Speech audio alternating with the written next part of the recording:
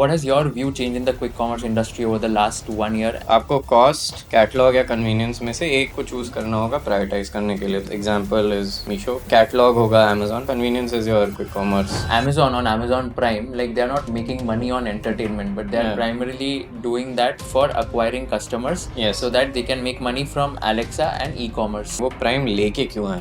लोगों को डिलीवरी फी नहीं देना था. What they discovered was that let's create this thing called Amazon Prime. I will front load the delivery fee and I will give them free delivery. It opened another growth channel where people were like, मैंने पैसे दे दिए, let me utilize this more by ordering more. So urban company के लिए, what do you think has worked really well? They were very focused on treating every category like a different company. They took a group of people, skilled them, they invested a lot in upskilling. I think that's why they're here. आपका एक post था where you said that by 2035 India will have $100 billion tech company. Yes. ना आपको क्या लगता है कि ये कौन सी कंपनी होगी and क्यों? I'd probably say India is currently the fastest growing large economy in the world, and if you want to take real benefit of this growth story, investing in Indian businesses and companies is non-negotiable. Whether you're already investing in markets or just starting your investing journey, Grow is one of the platforms to do it. Grow's interface is very clean and intuitive. Here you can trade stocks, mutual funds, ETFs, IPOs, bonds, even commodities, all from one app. Portfolio tracking is also very structured. You can see performance, understand sector allocation, and get a complete breakdown of your investments in just a few tabs. And because of this simplicity and trust, Grow has become India's largest stockbroker today. Check out the Grow app today for more details and stay tuned for this entire episode of Conversation with Kushal. तो मैं आपका LinkedIn go through कर रहा था and आपका एक post था where you said that by 2035 India will have $100 billion tech company. yes. Let me start with a tricky question. आपको क्या लगता है कि ये कौन सी कंपनी होगी and क्यों? I have almost always refrained from picking one company. But if you have to put me on the spot, I'd probably say Eternal. Given how they've executed and their ability to start new business lines, because in India that's needed. My sense is it will be a company in a large enough category. It will have to be a company in a large enough category. So Maslow's hierarchy we've discussed last time we spoke. Most likely in food, groceries, or maybe in financial services. I think ye do mein it's likely to happen. But if I had to, it's not investment advice, but if I had to take a bet, probably that. So let's deep dive into Eternal and let's talk about your thesis also on the company. I was also talking to one of the investors and very big investor actually, a veteran investor in the stock market ecosystem. Everyone knows him. And वो बता रहे थे that his bet is that in the next like he was saying, by in the next decade, Zomato might also beat Reliance by market capitalization. Oh. That was his bet. Okay. So I want to understand your views and आपको क्या लगता है कि why do you think कि हाँ मतलब ये बहुत ज़्यादा बड़ा कंपनी बनेगा? If we can just deep dive into the businesses as well. Sure. I mean, I think I will not focus on market cap as much as generally because I invest in companies at the very early stages. I look at team as a very big factor. I think the trajectory that the company has taken from 2007-8 when it was literally scanning menus to today where they have a food delivery business, they have a grocery business which is now Blinkit. They also have Hyperpure, which very few people talk about, but it's a big line item in the revenue base. And then you have District, which a lot of people feel like will take on BookMyShow. I have a separate view on that. I think it will be a very interesting thing to watch. I fundamentally believe that the DNA of an organization which is built like this, it is built for scaling and it is obviously founder driven right now. Generally, if you look at most companies in history that do well, they tend to be very founder driven. Some exceptions, you can take Tim Cook of Apple or Satya Nadella and Sundar Pichai of Microsoft and Alphabet. But in general, if you have to reinvent yourself continuously, it's always a founder. So I think if I have to pick one big factor for the company, it is going to be the founder of the company and their ability to take very risky bets. So I remember when they bought Blinkit, and it was about I think 4,500 crores broadly. The market cap of Zomato fell by almost exactly that amount, and the stock was in decline for a very long time. people mostly wrote it off for the investment and the acquisition eventually. Um, but now we can see that a large portion of its market cap is driven by Blinkit. So the ability of the founder to get early signals into what could be a risk for their business. I think they mentioned that they started to see a lot of delivery traction happening in the 10-minute space, and they saw it very early, which is why obviously there's, you know, the CEO of Blinkit was ex Zomato, and there's a relationship there. But their ability to find new opportunities, get into them, find growth areas, is very good, and I think they've executed pretty well. I mean, as a customer, I look at a lot of signals that companies give. So for me, Zomato gives no questions asked refunds. It's not the same for everyone, but I'm assuming they're using some machine learning algorithms to pick and look at customers who are loyal to them, etc. So you always look for these micro signals because that tells you the systems that are there behind. And I think the company's execution speed, their philosophy, marketing, they've done pretty well. Design philosophy as well, combined with the fact that they've come from zero. Uh, that trajectory is very hard to stop, and that's why I think that the company will do well. I'm not commenting on the price today or what the price will be in the future, but I think that if I had to focus on one thing, it will be the team because they still run like they're in a startup mode. I think one of the things they believe is only the paranoid survive, and I think they operate that way as well, like an existential threat. And it's a tough category. Food delivery is competitive. Same with almost all retail businesses, but they have executed pretty well and they've tried to be on top of things. So I think that's why I would pick that company. So you said that you have separate view on District and what it's doing with Book My Show. Can you elaborate on that? Yeah, so I think when District launched their pass, everyone was like, "अरे ये तो Book My Show को खत्म कर देगा." It's the end of Book My Show. Now that's where the Zomato argument actually plays against Zomato because वो compete कर रहे हैं एक कंपनी के साथ जो बहुत टाइम से उस कैटेगरी में है. आई थिंक जब पेटीएम ने इंसाइडर खरीदा था तो सेम आर्ग्यूमेंट था. Paytm I think was public listed, then Insider खरीद ले, बुक माई शो खत्म हो जाएगा.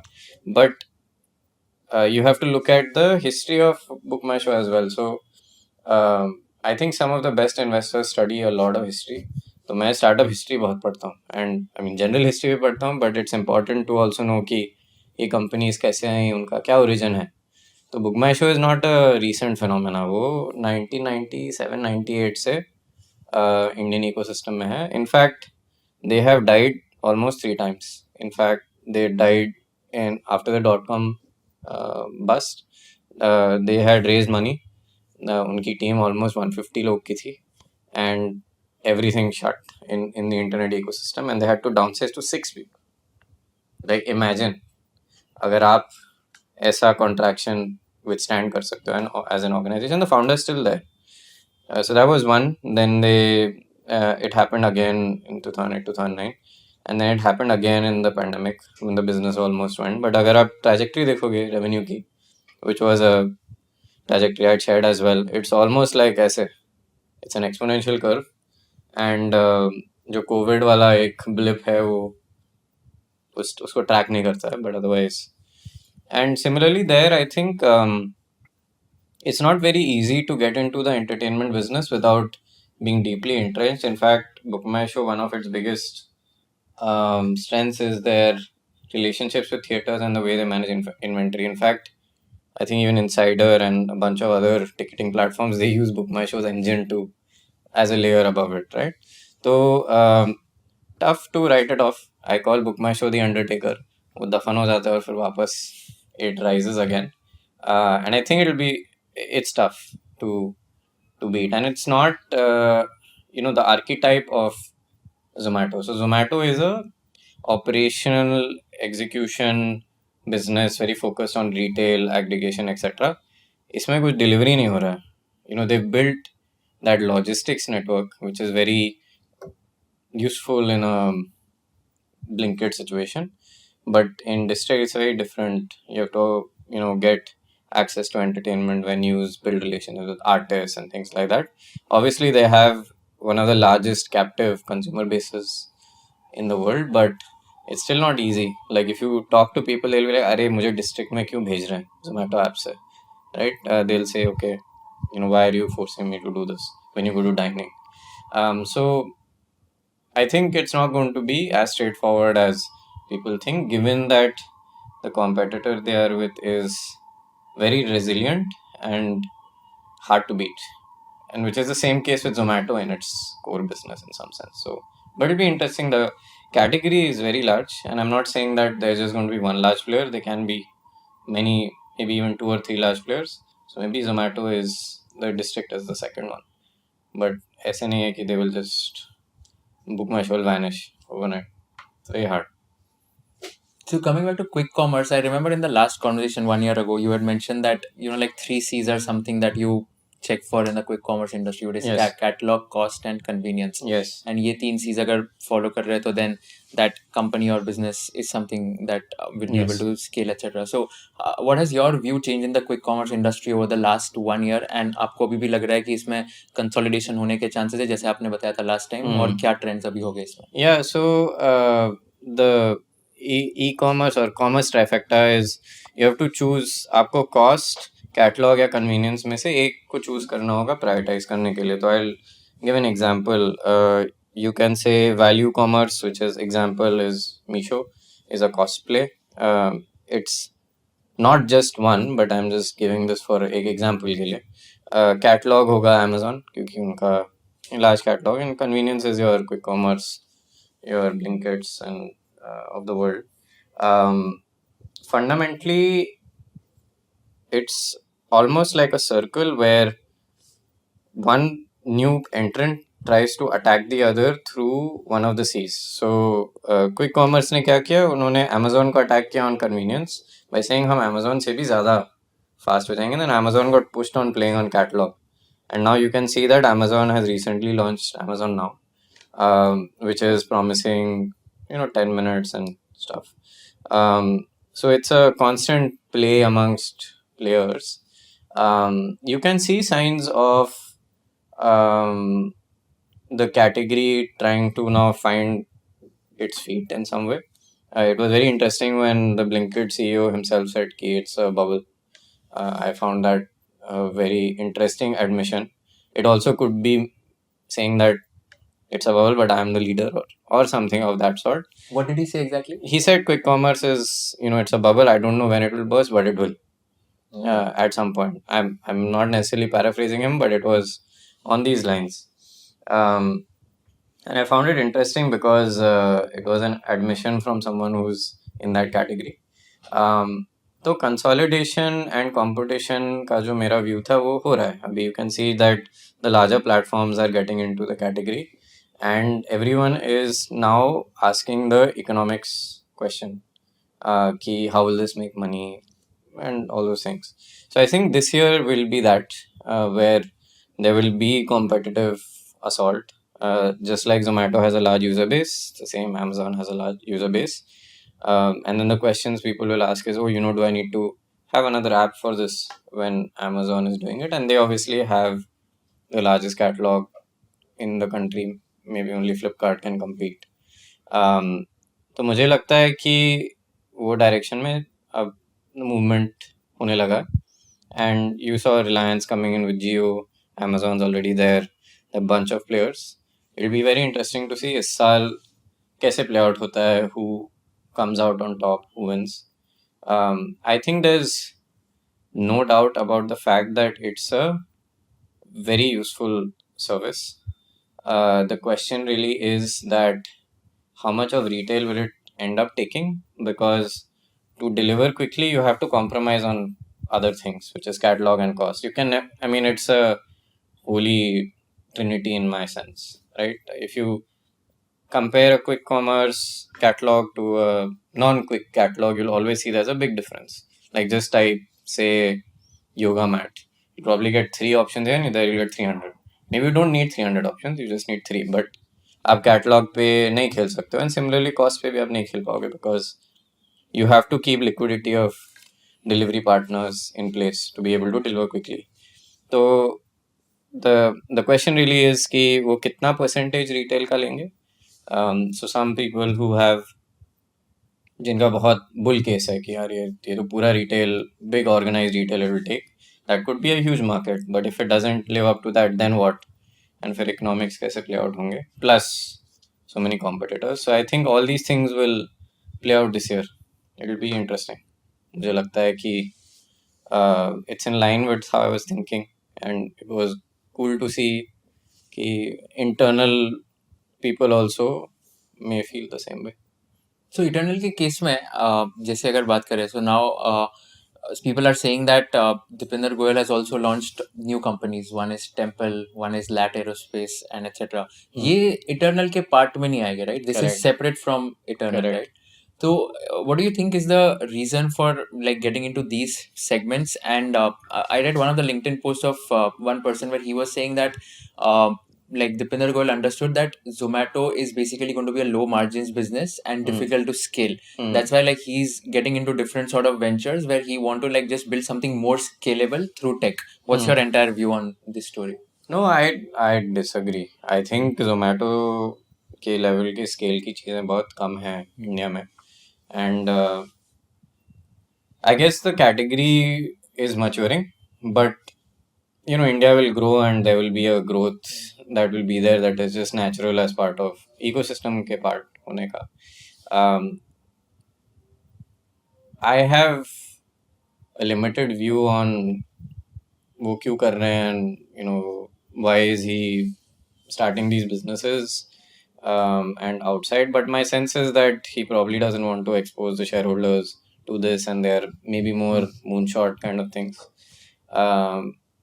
But the fact of the matter is that his or the founder's biggest driver is Eternal itself, so he is incentivized to work on it, but he could obviously do other things.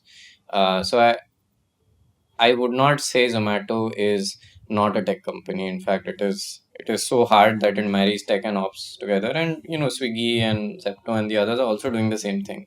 I'm just taking this one example, but orchestrating operations इतना orchestrate करना, restaurant से कुछ लाना या store से कुछ लाना is not easy, and it's a technically hard problem. तो उसको करना ही I think is one of the most challenging tech things. In fact, one of the companies I really admire is Uber for this very reason, because doing that at scale is just a engineering marvel. How आप driver को match करते हो, what are they've created and invented so many systems which have only come because they've solved such a difficult problem. It's a hard category again, it's low margin, but scale kitna hai? Yeah. So I think I disagree. I would not say that Zomato is some lost cause, yeah, Eternal is some lost cause, or you know, he's trying to do other things. I guess it's a question of where to expose a shareholder and what have people invested in the company for. So you mentioned about Misho in one of your previous answers. So Misho की अगर बात करें, so I was just reading that even your previous fund investment when you did Misho, the 1 crore got turned into 750 crores. It was a 750x return. Yeah, I think on even Misho. more Than that. It was pretty big. I mean, I was not part of the investment, but the fund I was at, Venture Highway, Yeah. it was one of their first. You know, when nobody believed social commerce can be anything. And yeah, it's a crazy outcome. Yeah, so I think like 1 crore invested would turn into 750 crores. Like that is the return that Misho has generated. What do you think has worked well with Misho? And after the IPO itself, like after the listing itself, like what do you think are some of the driving factors for a company like Misho? Yeah, again, I'll bring the same lens when I talk about the history of the company and in general, like what has driven it. So given my, you know, I've been writing for a while, I've looked at Misho closely, and I'd written about it many years ago. I think तो जब आप invest करते हो startups में, you always look for something called a wedge. I mean, wedge को अगर simplify करें तो the reasoning is that existing player है, पर आप एक नए income, you're a new startup and you are trying to enter into the category, why would someone use you? I mean, you call that a wedge or a hook. Say you write LinkedIn posts as a hook at the top, right? So for a company, there is a hook for a customer. Now, अगर Flipkart already है और एक नया company Meesho आ रहा है, तो आप कैसे enter करोगे इस category में, right? That's the question. And in fact, if you study startups for a while, there is this path of disruption which this professor Clayton Christensen came up with. उनका argument ये है, and you'll in fact see it in a bunch of categories, companies, countries where the incumbent is disrupted by a startup because they attack the unprofitable part of the market first. So the incumbent, let's take Google and ChatGPT as example, right? Incumbent Google है, ChatGPT नया player है. Google का fat cash cow is ads, right? And अगर आपको attack करना होगा Google को, तो you have to attack it where it will have to kill itself to play, which means stop showing ads. क्योंकि वो उनका कैश मशीन है, राइट? तो चैट जीपीटी ने क्या किया कि हम गूगल को कैसे अटैक करेंगे, we will do search through a chat, and फिर Google obviously cannot remove its ads because but it's now doing it because it had to follow. So the startup is serving the unprofitable part of the segment. That's why ChatGPT is losing money, and that's why startups lose money, because they're attacking the unprofitable part of the market. But eventually, if they succeed, they get into the profitable part of the market. This is most clearly seen in Walmart. When they started, Walmart ने जब चालू किया, they did not open stores in big cities. They opened stores in very very small cities and big box, because कोई competition नहीं था, unprofitable था, कोई आया नहीं. They were the only ones. And by the time they reached New York, they were so big that nobody could ignore them. You could say the same for payments companies like Razorpay, Meesho now, and a bunch of other startups that always start with the unprofitable part and they go to the profitable part. So the same thing Meesho ने भी वही किया. They were like, hey, हमें we want to tap a segment which is not tapped right now. So marketplaces कैसे काम करते हैं? You need a seller and you need a buyer, right? And Amazon, Flipkart ने वो जो थोड़े sophisticated sellers हैं उनको onboard किया, and they have systems, उनका GST number है, and they have some small teams in order to source, etc. But the insight was that there are a lot of small sellers जिनके पास कुछ ये organized नहीं, that are unprofitable for Flipkart or Amazon, but they also want to sell, which are like homemakers or people who are like thrifting stuff. So Meesho was like, WhatsApp पे हम इसे let's get sellers on, right? And that grew viral because they were not charging anything. They were also going after a segment which the others knew existed, but they were like, why should we play here, right? Probably not that large or not that profitable for us. Maybe it's large, but it's not profitable. So they focused on that category, and that's how they got the wedge into the market. E-commerce में वो कैसे घुसे? I think the interesting thing is that the company has changed its focus, or rather, I wouldn't say change its focus, but sharpened its focus, or whatever you can call it. They call it pivots. And they have now become a proper value e-commerce company. But they were initially a reseller, and then they, shed that and went onwards. And eventually they discovered that we are able to profitably service the part of the market that the other players cannot. And that is a path of disruption. So now they've suddenly got into apparel, etc., where they're competing with, say, a Myntra, which is a Flipkart company. So I think they followed that path, and the founder doesn't obviously think that, but eventually they will follow it, but they need that wedge and hook. तो मीशो ने वही उन्होंने cost पे खेला कि हम एकदम we'll go after that lower value part of the market which nobody is looking at, or they know it exists but they're like, why will I service this? You would have seen a lot of companies which do B2B, they always start with startups because that's unprofitable, nobody cares किसको service करेंगे इतने सारे हजार कंपनियों को, but eventually they will end up servicing the large players. So I think that's what Meesho did. Again, story of great resilience. I think is well spoken about. for most companies where they almost have some death moments, and they survive and keep going.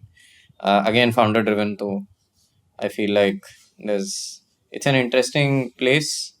The other thing is that जब आप एक path को commit कर लेते हो, one, it's a challenge for someone else to play that, because अगर आप cost पे खेल रहे हो और कोई और कैटलॉग पे खेल रहा है, they're built very differently. So the catalog company is built for catalog, the cost company is built for cost, so they will have to rebuild themselves to compete. So it's not very easy to change your strategy and focus that easily. So it'll be interesting. I think that's how that company has, वैसे वो मीशो चालू हुआ और फिर उन्होंने scale किया और उनका एंट्री ऐसे था in the into e-commerce. So Misho has faced like near death moment as well. Yes, And I think कैसे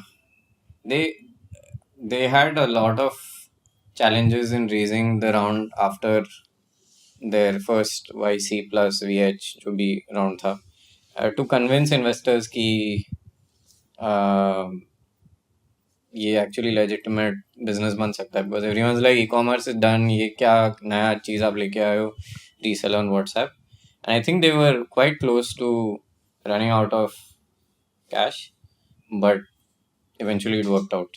And I think even the movement into e-commerce, those were all bets in some sense. It could have played out very badly, similar to like, let's say, Zomato and Blinkit, but it didn't. So I would say that they are also not maybe near death, but very important decisions, and that could have been risky for the company if they didn't work out. But at present, what do you think is the moat or USP for them? Why cannot someone like a Myntra or a Flipkart replicate? Yeah, what so they're that's doing? what I was explaining. Ki their architecture as an organization is cost. So अब मिंत्रा ने catalogue पे खेला है, तो उनको अगर एक cost first company बनना होगा, so they can't just like start selling things that are at lower cost. They have to re-architect the organization to be lower cost. You can't just be like, okay, I'll start selling this. That's not how it works. You have to have the entire supply chain built out. You need to have your organization built out in that manner. So it is difficult for an existing company to instantly switch into one play. If you would have noticed, quick commerce is probably like 3 years old, 4 almost. Amazon started right now. It is one of the largest organizations, probably the largest e-commerce company in the world. It took 4 years. Primarily because it's not like it's a switch. At first, companies are not two people having a discussion. They're like multiple stakeholders. They have to first decide, is this relevant? Is this not? I always tell, whenever people say, oh, can't Google build this? You're not competing with Google, you're competing with a PM at Google or his team at Google. So it's not the same thing. It may not be a priority, focus nahi hoga, etc. So it takes some time for the large organization to realize there's a threat to them. Then they realize it, then they're like, okay, let's do something about it, blah blah blah, etc. So it's not just as simple as, oh, I realize that they're selling at low cost, let me start. It doesn't work that way. There are a lot of things you need to do to make it happen. So I'd say that. The second thing is, I know people focus a lot on moat, but I don't, like, from my vantage point as a startup investor, मुझे नहीं लगता ये मोट का concept कुछ matter ज़्यादा करता है. आई वुड से कि स्पीड ऑफ एग्जीक्यूशन या the company's willingness to keep moving, वो मैटर करता है. Assume a company has a very large moat and they don't do anything for many years, ख़त्म हो जाएंगे वो. तो मोट का कोई वैल्यू नहीं है. The moat is just giving them some time to survive while the rest execute faster. Like Google had the largest moat in the world. 2 साल में क्या है अभी, वो मोट खत्म हो गया ना. तो I think the moat concept is talked about a lot and it's good for public markets, but when you're like being attacked by competition, it's very difficult to say that a moat matters. I think the energy of the organization to keep moving fast, that is what matters more. तो जो companies आपको दिखेंगी कि continuously कुछ try कर रहे हैं, innovate कर रहे हैं, ऐसे नहीं है कि जोमेटो ने जो भी ट्राई किया सब सक्सेस होता है, like string of failures. In fact they were very late to food delivery. They were almost a unicorn when Swiggy started, but they were in fourth place in 2015-2016 क्योंकि उन्होंने बोला कि हम listings का ही करेंगे, delivery is too unprofitable, but then Swiggy was like, see how it's done. So I think that you are as good as how fast you move as an organization, and that DNA also comes from the founders, founding team, etc. So my view on the moat is it's not very easy to replicate it. That's number one. So instantly nahi ho sakta hai, but also if they decide not to do anything about it, then someone will come and beat them at it. It'll just take some time. So according to you, moat is overrated and team Yes. जो होती है that is Yes, underrated. in tech and startup ecosystem, in traditional industry जहाँ पे इतना disruptive attack नहीं होता है, वहाँ पे it can make sense. But I think moat is just simply a team's ability to continue to execute well and not lose that momentum. Do you think Lenskart is also a tech startup? It's an interesting question. I think retail is a retailer for all practical purposes, but they're doing some interesting things that give it a different flavor. For example,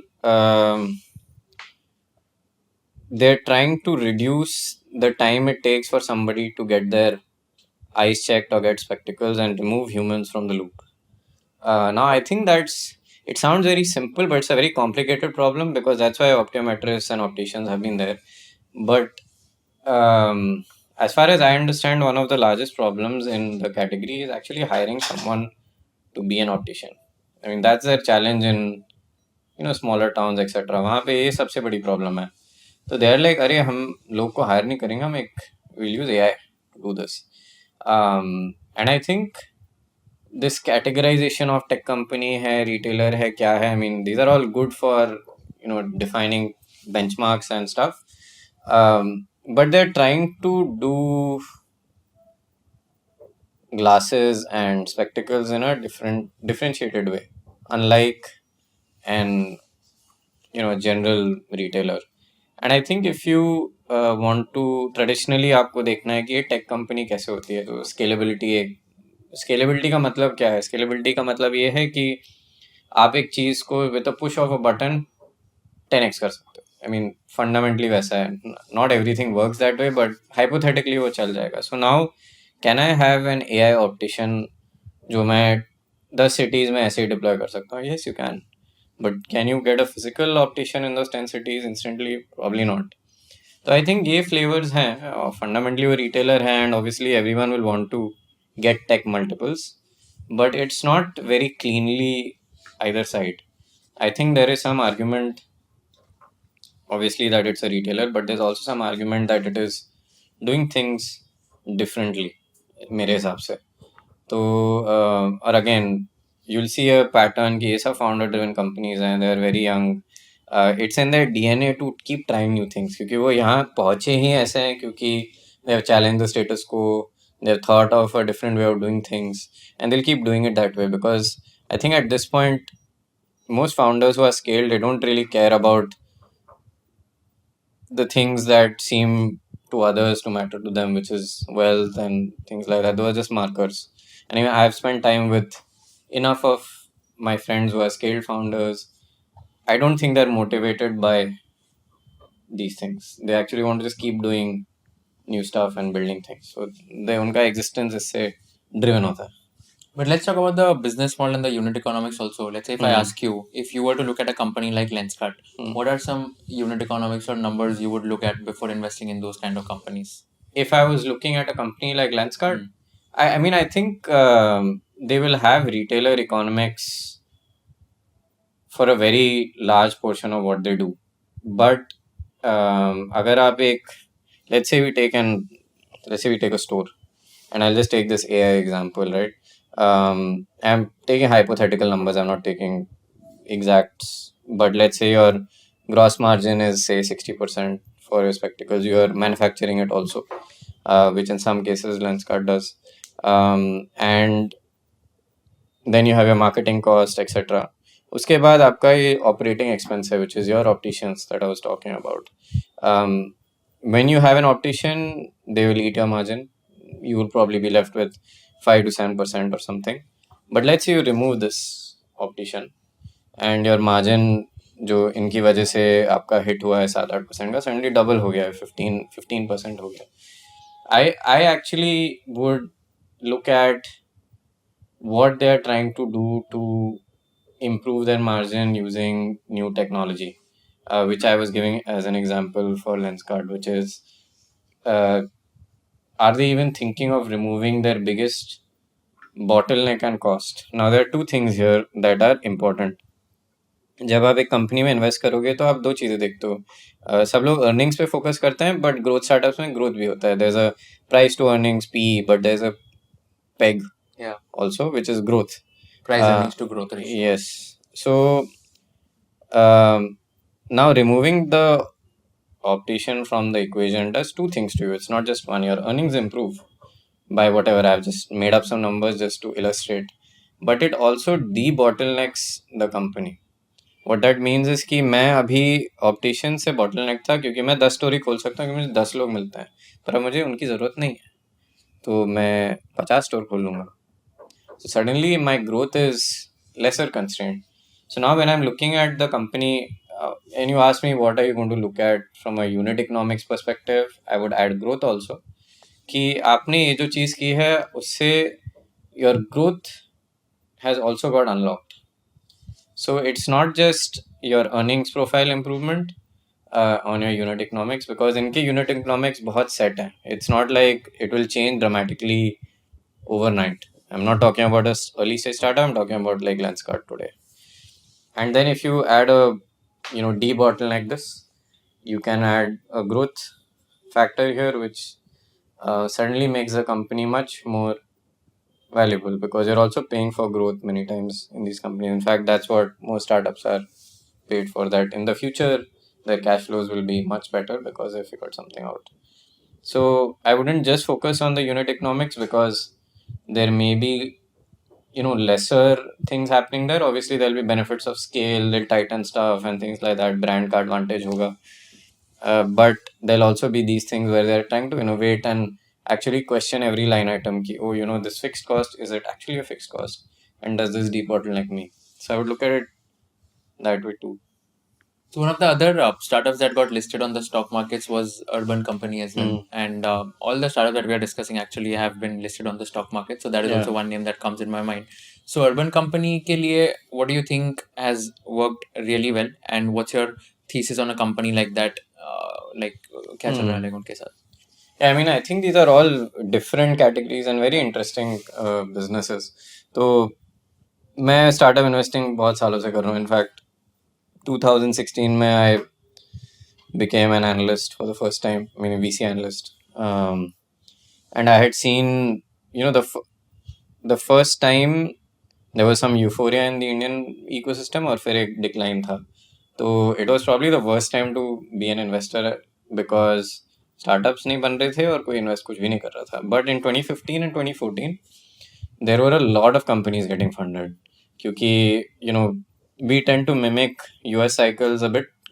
Most funds at that time, अभी थोड़ा कम हो गया है, which raise US money, so they tend to follow US cycles a bit. And 2014-15 में this new concept of can we do plumber at home or carpenter at home or house help at home, right? This was the first time. In fact, there was Hyperlocal also, which is now called Quick Commerce, but that was a quick commerce of that time, जहाँ पे 30 minutes में हम delivery करेंगे, which was how Swiggy started. And there were a bunch of other companies. There was a company called Tiny Owl, which had raised more than Swiggy, Runner, which had raised more than Swiggy. They all got folded into Zomato eventually, but ये वो hyperlocal play कर रहे थे. Similar to that, they were doing hyperlocal services, which was I'll get a plumber, carpenter, house help at home. One of the companies in this full mix was Urban Company. In fact, मैं IIT Bombay में था उस time, and सबसे ज़्यादा startup जो home services की थी वो IIT बॉम्बे के फाउंडर्स थे. मतलब बहुत सारे, I think there were like 6 or 7. उस टाइम फंड भी हो गए थे काफ़ी, and that category was super active. बहुत सारे लोग बोल रहे थे, अरे हम आपके लिए कारपेंटर लेंगे, प्लम्बर लेंगे. all died except one, which is Urban Company. And I think again there are a few things. So it's not like the category is tough, of course, and उसकी वजह से इतने सारे players का capacity नहीं था. But again, it always boils down to management and their ability to, you know, first have capital to get through it, and also, you know, just not die, not give up. So many things can happen. जो companies इस DNA को लेके आती हैं, they have a different, you know, grit. A company that has seen such a down cycle, every example I have taken has seen death at some point. So UC almost also got killed, but they didn't die. And they were called Urban Clap that time. Then they changed this. They were, you know, expanding to the US market, and it had some connotation which was not right. And so they changed to Urban Company. I think what they did well was they were very focused on treating every category like a different company in some sense. I mean, I'm oversimplifying it, उसको थोड़ा ज़्यादा simple कर रहा हूँ, पर उन्होंने वो carpenter के बहुत डेप्थ में गए, प्लम्बिंग के बहुत डेप्थ में गए. I think one of their big wins was getting beauticians at home, because that never happened पहले, which was, I would say, a big bet, also game changer for them. And अगर आप जाओगे urban company के app पे अभी, you will see कि कितनी depth में उनके स्क्यूज हैं. Like I was seeing that they do a smart fan installation of a particular type as one SKU. I would say that, you know, the उतनी depth उन्होंने बहुत मेहनत से बनाई है, and it is like a e-commerce catalog with a lot of SKUs. And I had a lot of friends when, you know, UC was scaling and all. I would see that they were very focused on category managers. You know, they would take a category and give an entrepreneur kind of person the ability to manage that category. I think what they did well was उन्होंने categories पे बहुत focus किया, and they went very deep, very detailed, and they seem to be small things, but they're very delightful. When you go to the app, you'll see that they're doing this. And I feel like all of these companies, especially I'd say UC and Eternal and, you know, Swiggy and Zepto and others, they've taken a large portion of India's workforce and given them gainful employment.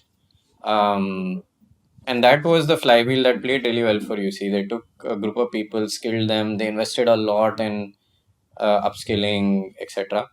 And I think that's why they're here. One of the big questions always used to be कि अच्छा UC में leakage होता है. सो leakage concept ये है, platform leakage, कि आपने एक इलेक्ट्रीशियन बुक किया यूसी से, एंड फिर आपको उनका काम बहुत अच्छा लगा, तो आपने बोला आप यूसी को निकाल दो बीच में से, मैं आपको बुलाऊंगा continuously. Now the interesting thing here is कि अगर आपकी liquidity on the supply side बहुत बढ़ जाए and you are giving lots of jobs to these people, they will not leave the platform. Which was interesting, because a natural thing is कि lead generation के लिए बहुत सारी companies ऐसे, actually the listings companies, they died because they didn't manage the full experience, because they would just generate the lead for the person, and then the customer and the technician would just talk to each other and remove the middleman in the beach mein. So they did much more things, like they organized it, they gave it to you really fast, पूरा payment processing etc manage किया and so on. So I think that company was built, like I said, brick by brick, went through a lot of tough times, and it's also in an interesting place today. I was talking to another veteran investor only on my podcast, and he was telling me a unique insight. So whenever he used to call someone from Urban Company for a massage, तो उनका एक fixed आदमी था जो हमेशा आता था. Okay, he stays in Dubai, and then I think after 6-8 months that guy went on some leave and वो available नहीं था, तो he was very sad कि कोई अभी दूसरा आदमी आएगा for doing a massage.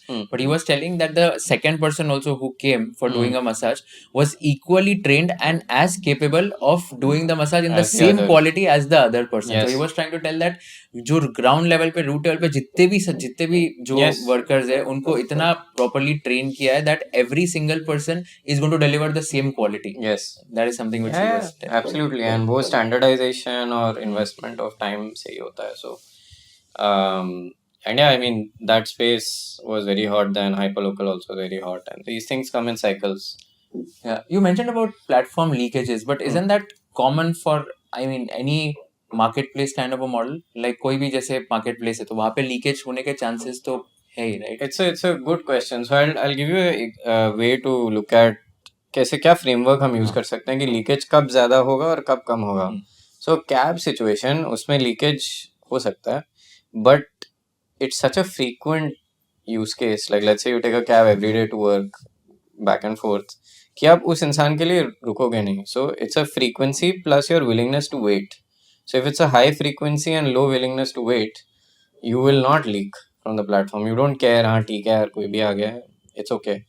But in the UC case, it's a low frequency, high willingness to wait. Like you gave an example very nicely that I wanted that specific person. Like we want this electrician only to do the job for me. So I'm willing to wait, and it's a low frequency thing. So UC may you will use it probably like 6 times a year, maybe once in 2 months. So it's not like you want it instantly in 10 minutes. तो उस case में आपका leakage की willingness काफ़ी ज़्यादा है. Similarly, if you look at high catalog marketplaces like Amazon, you will not go and find sellers for everything, right? Unless you are just buying one thing again and again. Like I said, high frequency willingness to wait. So it should be high frequency willingness to wait, and also willingness to pay whatever cost involved. So UC के case में क्योंकि ये unique situation है, not unique but it's just on the spectrum there. There is a higher chance of leakage क्योंकि you don't care 10-20 minute बाद आया call कर दो, but you do care about that in a cab, and you do care about that on e-commerce marketplaces. So yes, it's technically possible, but the reason why it doesn't happen is this.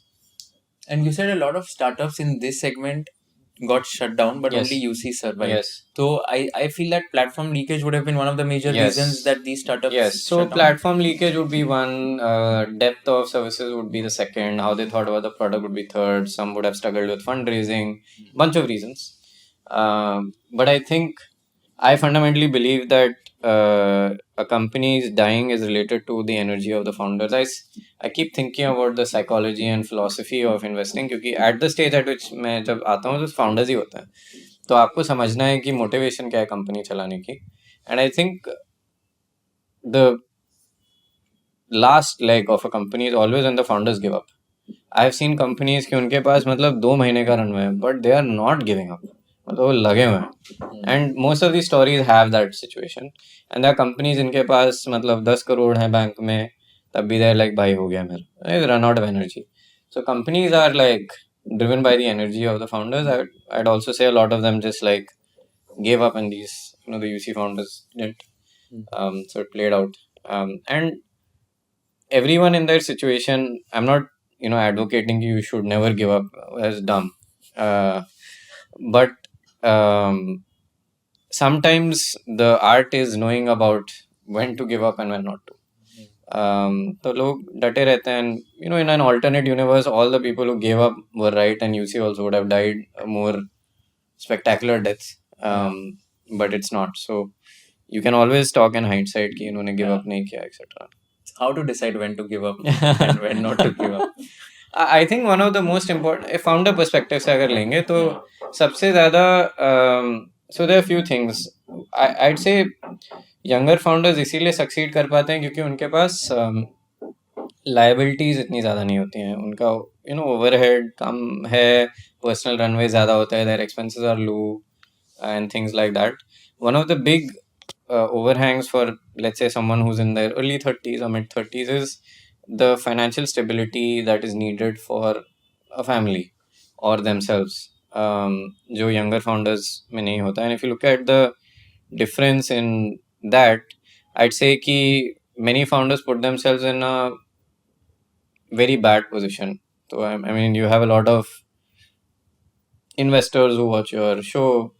It's a call option, and if you're setting yourself up for failure, by making it really hard for yourself to succeed, then you will fail. It's, I've seen many founders who, sometimes people say कि मैंने घर गिरवी रख दिया और ये सब चीज़ें की just to get the company right, and many of them are success stories, but I think it's very dangerous क्योंकि you have like put your entire life on the line, and this, um, and a lot of founders I think give up because they have set themselves up in a situation where giving up is the best option. So when you decide to start a company, मैं सिर्फ startup के बारे में बोल रहा हूँ, and this will apply generally in life also, give yourself enough room to make mistakes. बहुत सारे situations में आप अपने आप को इतना tightly situation में डाल देते हो कि you are not able to maneuver, and startups are about making mistakes. You have to have that room. That's why you raise money and things like that, so that you have the ability to try. Many founders don't do that.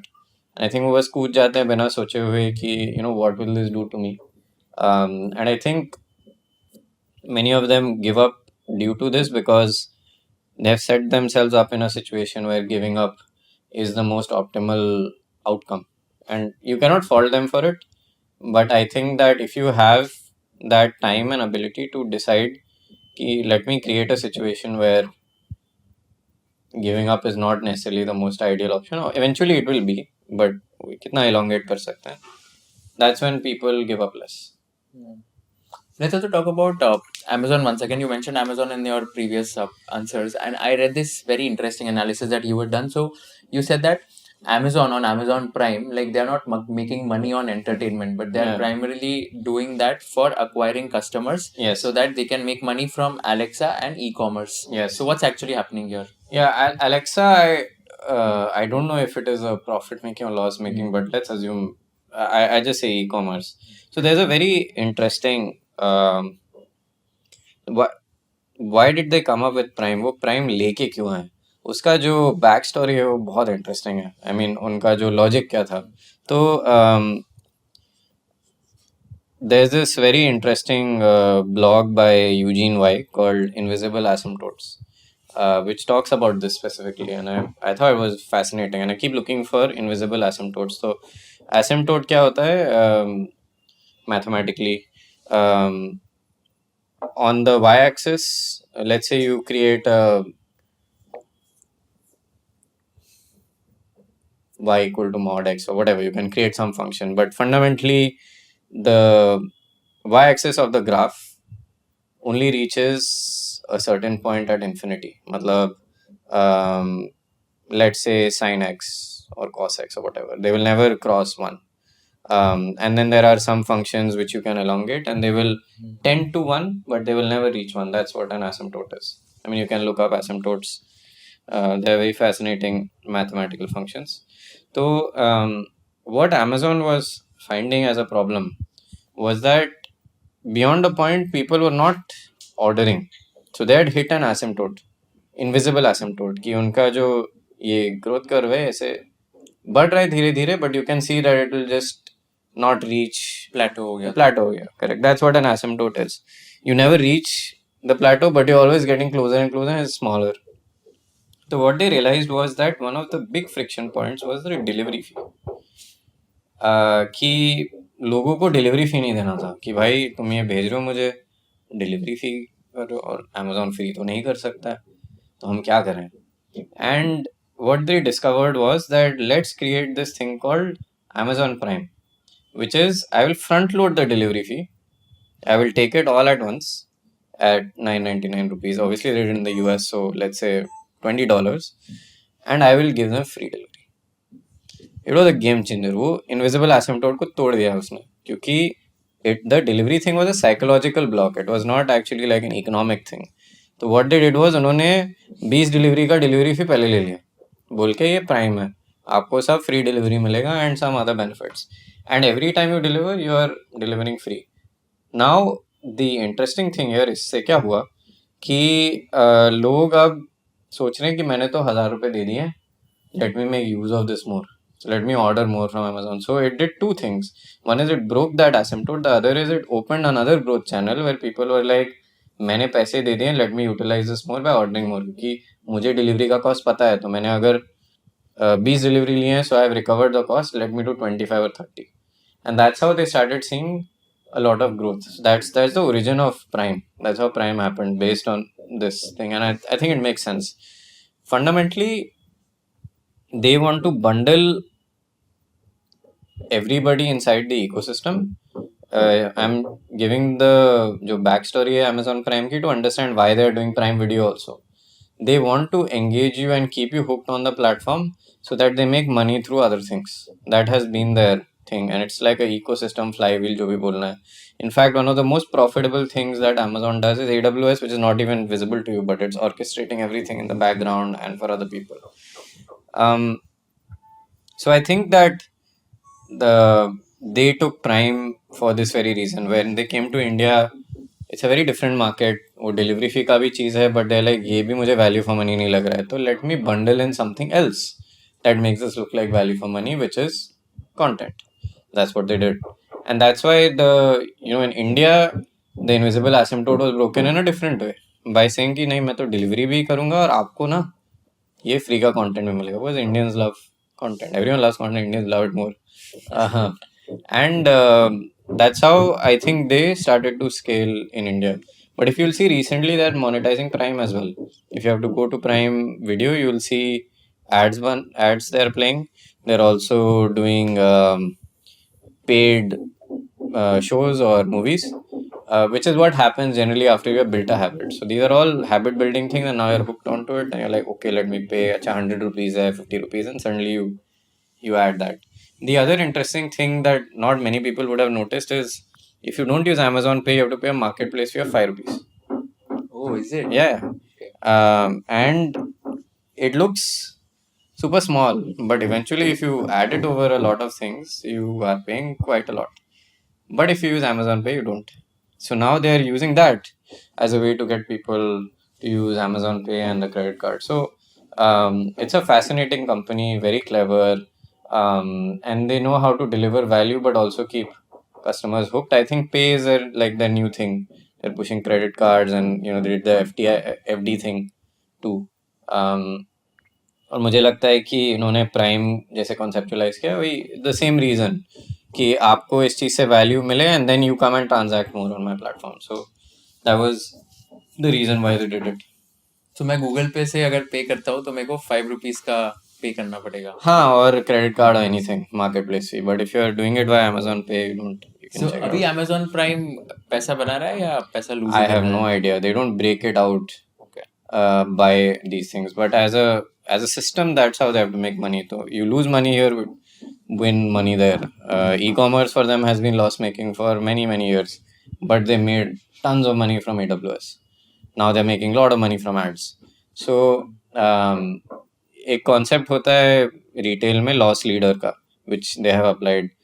So have you noticed why grocery stores keep milk? The reason is that they want people to come and buy milk as at low cost whatever, but because they come to the store they're like हाँ मैं दूध भी ले लिया तो मैं fruits and vegetables ले लेता हूँ. और and milk is the hook, the wedge, the loss leader. It doesn't make money, but the rest of the stuff makes money because FNV has much higher margins and they're always kept next to the ends or near the counter. Always whenever you look at a well-stocked grocery store, the things that are in your sight are all high margin things, and you will always find कि दूध कहीं पीछे छुपा हुआ है क्योंकि आपको जाके लेना है उसे.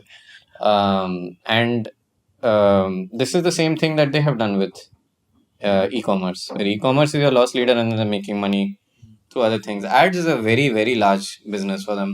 I think they did like 16 billion or 20 billion through ads. It's nuts. And it's pure margin in some sense.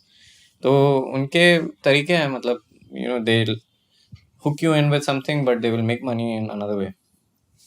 So ads as in like companies promoting their products on Amazon. Yes. as a Companies promoting platform. their products, people running ads on the marketplace. This is not a old phenomenon. Ads are very new on Amazon. They started experimenting with it about properly 5 years back, and they've really scaled in the last 4-5 years. Every quick commerce company also ultimately would end up doing Yeah, this, but right? they're all following this playbook. And that's what worried a lot of the other players like Meta and Alphabet. कि आप जब Amazon पे गए हो तो आपका intent बहुत high है टू परचेज और फिर आप ऐड देख रहे हो तो you're most likely the value of that ad will be very high to somebody who is placing the ad क्योंकि आप एक Amazon में परचेजिंग इंटेंट ऑलरेडी है. गूगल में जैसे आप सर्च करो आपका इंटेंट नहीं है, just browsing. Same with Meta, you just scrolling Instagram reels और समथिंग, नॉट परचेजिंग. बट अगर आप Amazon जा रहे हो तो आपका इंटेंट है. तो sellers are like, why should I pay here when I'm getting high intent customers? So it has started to take money from these guys as well. And eventually most platforms will monetize like this because they have again got engagement. And then Prime भी आपके पास, तो आप video भी दिखा रहे हो, फिर add भी दिखा दिया, तो it's cool. Yeah, very interesting. Let's talk about one of your interesting startups or portfolio companies. I read that you recently launched a fund. You initially targeted 100 crores. It got oversubscribed 2.2 times. You Yes. got commitments of 220 crores, but Yes. finally you closed it at 65. 165. Yes. 165 crores. So I think you've invested in 33 companies Yes. in the last year, and you're targeting 100 companies over the next 2-3 2 to years. 3 years. Yes. Tell me, out of these 33 companies, what is the most interesting startup you have invested in, and why do you think that this company is going to just kill it? I think all are interesting. I mean, it's like asking ki aap, which of your students do you like? I mean, I'm not a teacher, but I'm just saying ki, you'll want, when you invest in a company, आप always सोचते हो कि ये अच्छा succeed करेंगे. And हमारा जो process है, हमारे ऑलमोस्ट अभी तक 14,500 एप्लीकेशन आ चुके हैं. Wow. और हमने 33 में इन्वेस्ट किया, तो बहुत मतलब it's a tough selection process. But maybe I pick one that is relevant for your audience. It's called multibag, like multibaggers. It's interesting because they've built an AI research tool for stock investing and stock research. They don't give recommendations or tips, and the founder is very clearly focused on the fact that I want to make investing accessible to people. सबको accessible करना है, and मुझे miss cell नहीं करना. तो आप जैसे बोलते हैं ना, do your own research, that is your tool for that. अभी AI से क्या possibility हो गई कि आप बहुत सारा data ingest कर सकते हैं. तो अगर आप, if you take Multibag for an example, they will they have organized decades of investor reports, statements, etc., and you can just simply ask questions that I would like to understand this category better, or I would like to understand this company better, and the chatbot almost instantly helps you. It's like getting जो Bloomberg level research है. I mean, obviously it's not at Bloomberg yet, but imagine that you had a very solid research platform for you. And retail investors today don't have access. This possibility has happened through AI. It's a very AI native, AI first company. And I mean, I'm sharing that because I think that's most relevant for your audience. I have a lot of companies in many different categories. And I think that probably is most interesting for investors or traders. More for investors, less for traders, because it's not for screener type situations. But yeah, I think that one's pretty interesting. So why cannot, let's say, someone like a Chat GPT or Perplexity do the Yeah, same? of course. So Perplexity is, I'll go with ChatGPT first. When I look at AI companies, I don't just look at their ability to give you an answer. I'd call that the conversation layer, which ChatGPT is very good at. You also want to look at the underlying data that they have. Now, ChatGPT obviously has access to everything in the world, but it will not prioritize some information, which is like shareholder reports, etc. What they have done is they have focused all the data on financial and shareholder data. So whenever you ask it a question, you will see it is fundamentally different from what you'd get from ChatGPT in terms of depth, quality, and other things. The other interesting feature that they have is, and this is a very young company, by the way, I'm just telling you, they will evolve and वो 10 साल बाद बहुत बड़े हो जाएंगे, but just for today, if we look at them, They allow you to connect your portfolio, give you analysis on that, etc., which you could potentially do with ChatGPT, was not straightforward and simple. I think Perplexity Finance is one of their verticals, and they're trying to go after Google, which is a different use case. So they want to play more like, I want to get ticker data and I want to get instant data. Again, not for the user. And when I'm looking at companies, when people ask this question, I think it's a fair question actually. Competition always रहता है, and competition is a good sign. It's not a bad sign. But you should win your niche. So I want to win Indian equity research for retail investors. They have paying customers. People are willing to pay for their service. And that is a good signal that sophisticated investors find it useful. And I think no one can deny that more than anything. Again, companies early and all those things, but I would say that that's probably the differentiator, and that's why people are coming to the platform, find it useful. So you said you've got 14,500 applications, out of 14,500, which yes. you've invested only in 33 companies. Let's say Yes. someone who's watching this wants to apply to Yes. AJVC, okay? Yes. And you have to spill the secret today that what is something that you really like in their answers when they fill the application form, and क्या एक example एक अच्छे answer का versus a बुरे answer का, because most of these founders who apply, I assume that you'll have some algorithm कि उनको interview का या तो आपसे मतलब बात करने का भी मौका, वो rejection हो जाता होगा. Yes. This is your algorithm. Yes. So you have to just tell what is an example of a good answer versus a bad answer. What do you Yeah. like? No, it's a good question. हमारा जो system है, it is like I am very involved in the evaluation process, but I have two promises to founders. One is that I will respond very quickly. So it's fastest in the ecosystem. Our first response, हमारा पहला response 30 घंटे में आता है, 30 दिन में नहीं. बहुत सारे लोग बहुत टाइम लगाते हैं, they come back etc. We respond to everybody. It's not like कि मुझे कोई अच्छा लगा तो उनको respond किया और कोई इतना अच्छा नहीं लगा तो नहीं respond किया. And our first one is very simple and straightforward. Problem, solution, etc. We don't even ask for a pitch deck and things like that.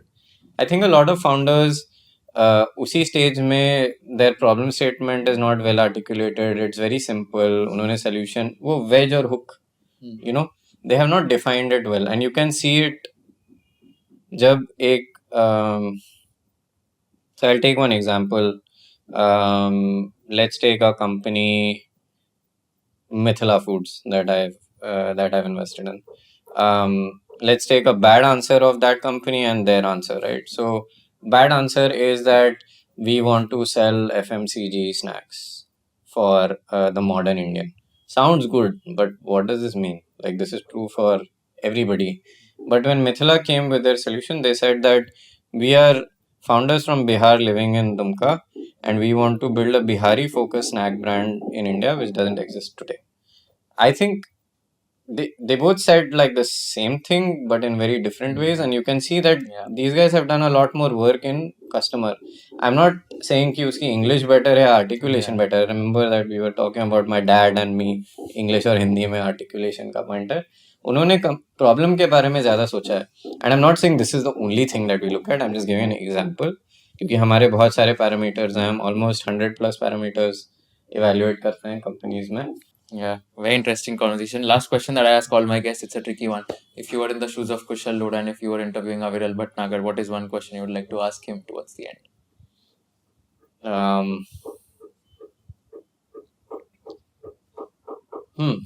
I have so many interesting questions to ask myself. Yeah. Let's go one by one. I'd say, why did you decide to become a founder? That would be my first one. Second one would be family, health, career. What would be your choice? Order it. Third is, why do you live in Pune when you're investing in startups? I'd ask myself. These are the three questions. Okay, so let's answer one by one. So why did you choose to become a founder? Yeah, I think so. I think I've been lucky. I've gone to some good institutions and I've got a lot of opportunities. I feel like if you have a base and foundation like that, it's a crime to not try to do something of your own. You might fail. I mean, I'm in my journey. Hopefully, it turns out well. but you should have the ability to paint the world like you want it to be in a small way, whatever. I'm obviously now quite happy to have influenced the lives of at least 34 teams, which is like almost 70 people and their teams, which is a big, big deal in my opinion. And I think the reason for me was that I wanted to paint the world the way I thought it should be. And for me, I think influence is probably one of the most important things more than anything else. So that's why I became a founder, and it allows you to do it your way. The flip side is that it allows you to do it your way, so you don't know what to do many times. But yeah, that's why I think, and I got the opportunity as well. There were people willing to support me in this journey. Family, health, career. How do you Yeah, this one I have prioritize? a very clear answer. So health, family, career. That's my order. Number one, health. Number two, family. Number three, career. I think health नहीं है तो कुछ भी नहीं है.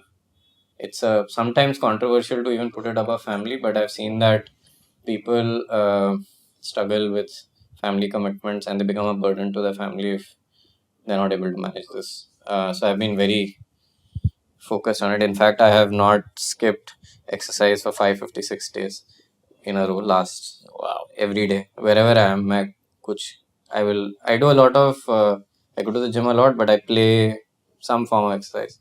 That's number one. I think the food bit is now something I'm focusing on. Family second over career, because personally for me, I think I get a lot of happiness. I mean, we are all here to be happy, to be with family, and my family is with me in Pune, and thankfully, my career allows me that. Not everybody is, I'd say, lucky to be able to take that decision and call. And I found people who have happy families, even if they're not wealthy, um, are happy. It's interesting. And the final is, I'd say, career, because um, it gives you a purpose. Obviously, family is a big purpose, but this allows you to do. I see career as a way of purpose and not a means. I think in the early parts of your life, it should only be a means. Like if someone's willing to pay you money and trust you, you should go for that. But these are things I can say now after many years. I wouldn't say that, oh, you find a purpose. When I think that a lot of people mistakenly search for their purpose, but very early in life, and you have to pay your dues, respect the world, work hard. बहुत घिसना पड़ता है before you get to a particular point, and I think that for me is number three.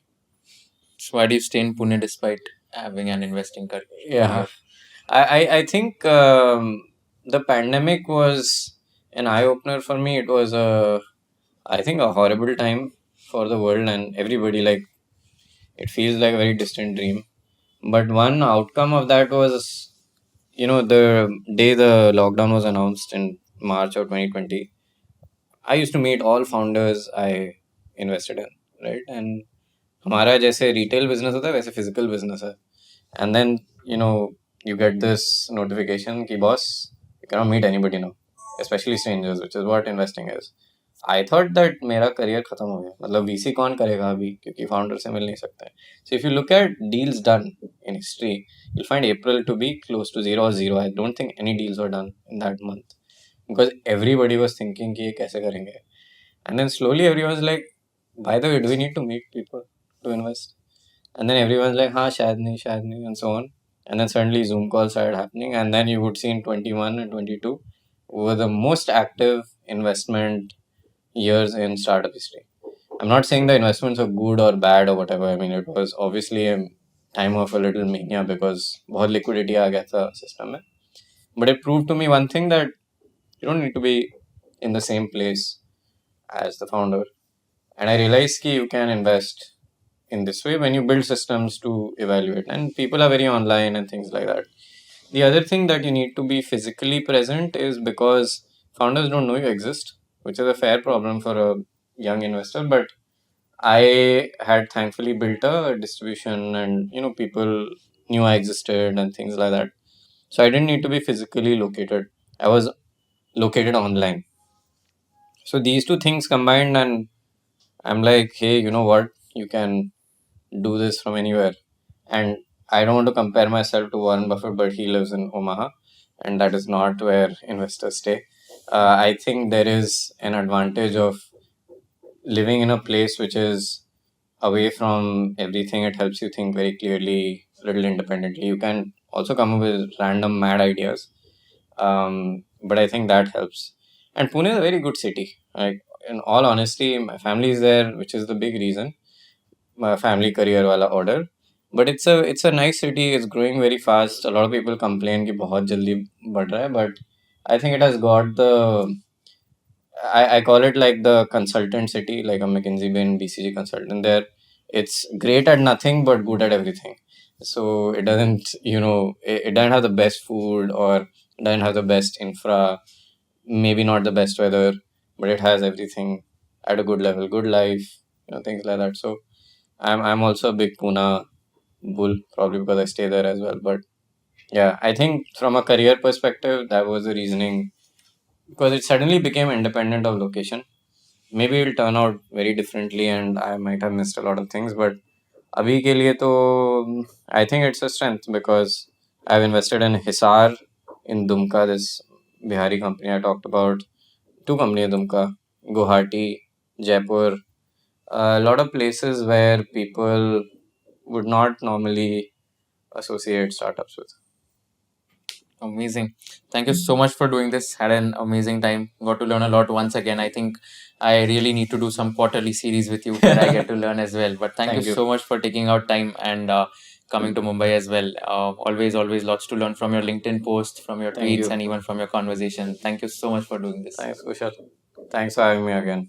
Thank you so much for watching this video till the end. Before we end this video, I'd like to thank Grow for being our title sponsor. With support like this, we can deliver actionable finance content to our audience. So go ahead and download the Grow app today and tell us in the comment section which guest you want so that we can invite them. Also, ऐसे कौन से question है जो मैंने पूछने चाहिए थे, कौन से क्वेश्चन है जो मैंने नहीं पूछने चाहिए थे, ऐसे कौन से पार्ट्स है आपको लगता है ट्रिम करने चाहिए थे, हमें कमेंट सेक्शन में बता देना ताकि we can give you the most value additive content. Thank you so much once again for watching this entire podcast, and stay tuned for more amazing episodes of Conversation with Kushal. Investment in securities market are subject to market risks. Read all the related documents carefully before investing.